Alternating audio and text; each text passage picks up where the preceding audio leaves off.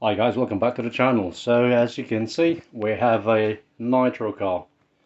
This is a Carson vulcano that someone, well, a friend of a friend, brought this thing along and asked me if I could get it fixed.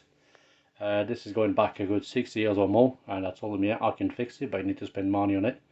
And once I mentioned the word money, I never heard from him again, and he left the car in here. So, as you can tell, I went ahead and taken every single bolt apart, cleaned up everything, replaced a few bits. Um, so yeah, I still got the rear end to do. This is looking really sorry for itself.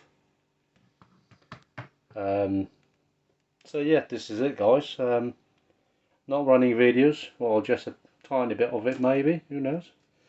Um, Hopefully this will be a complete build and run soon. Thanks for watching. Don't forget to subscribe, and I'll catch you in the next one.